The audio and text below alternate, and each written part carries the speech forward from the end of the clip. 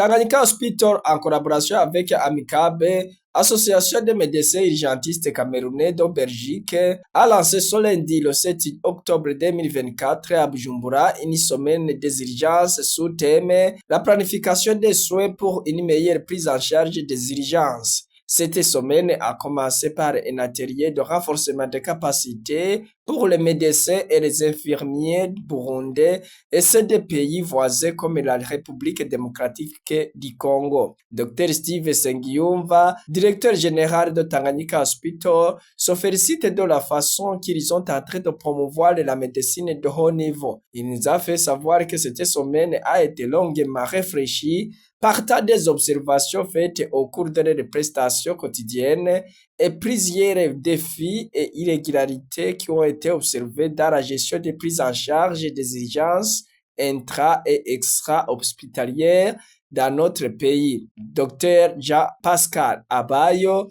le représentant légal de Tanganyika Hospital, nous donne encore d'autres raisons d'organiser cette semaine.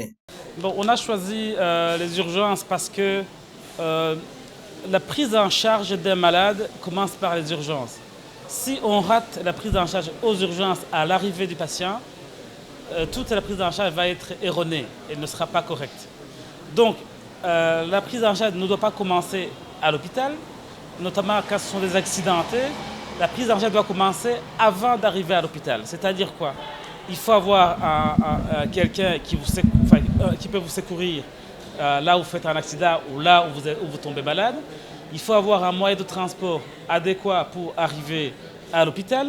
Et aussi, il faut être orienté dans le meilleur hôpital pour le problème que vous avez. Donc maintenant, on va sensibiliser cette jeunesse, que ce soit les jeunes médecins ou les vieux médecins ou les vieux infirmiers, à savoir le rôle à jouer du lieu où vit le malade jusqu'à l'endroit où les soins définitifs sont donnés au malade. Les défis sont multiples et je pense que le premier défi, c'est la connaissance. Parce que sans des connaissances scientifiques, des connaissances suffisantes, on ne peut rien faire, sinon tout est désordonné. On va commencer par les connaissances. Après les connaissances, il y a le lieu de travail et l'équipement. Et donc nous, ici, on a choisi de s'attaquer d'abord aux problèmes de connaissances, améliorer leurs connaissances et leurs compétences dans la prise en charge des malades urgents.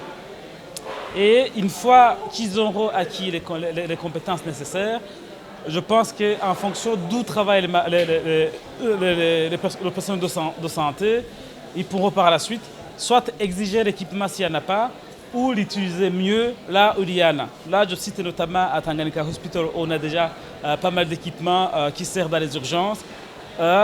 Notre personnel pourra dès maintenant mettre en pratique, aider davantage dans les soins urgents quand les patients nous parviennent. Dr Mbefe Magloire, président de l'Amicabe, nous parle des thématiques qui seront exploitées durant l'atelier. Donc nous sommes ici pour une mission en collaboration avec l'hôpital, le Tanganyika Hospital, dont le but éventuellement c'est d'essayer d'apporter des éléments de premier secours à la population.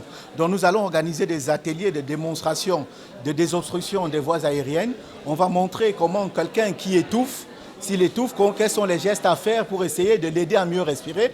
On va montrer quelqu'un qui est inconscient et qui respire. On va montrer comment on peut le mettre en position latérale de sécurité pour qu'il puisse mieux respirer en attendant les secours. Pour un patient qui est inconscient, on montrera les gestes de réanimation, comment il faut, dans un premier temps, essayer d'appeler de l'aide et puis mettre en route toute la chaîne de réanimation au niveau cardio-pulmonaire. Ça veut dire faire des massages cardiaques en attendant que les secours arrivent pour pouvoir aider. Donc c'est tous ces ateliers-là qu'on va mettre vraiment en branle toute cette semaine. Et ensuite, nous parlerons le vendredi de tout ce qui est vraiment de la médecine de catastrophe, dont on va simuler un accident de roulage, un véhicule avec des blessés de gravité différente, et on va montrer à la population comment on peut sortir les blessés des voitures sans causer plus de dégâts et en plus les transférer dans un poste médical avancé avant de les transférer à l'hôpital. Donc on va les stabiliser dans un poste médical avancé, les transférer à l'hôpital et puis de l'hôpital, on va montrer comment se fait la gestion des afflux massifs de patients dans un hôpital et on verra tout ça pour que la population, l'hôpital puisse s'imprégner de cette prise en charge et pour que les patients aient une meilleure prise en charge à l'avenir.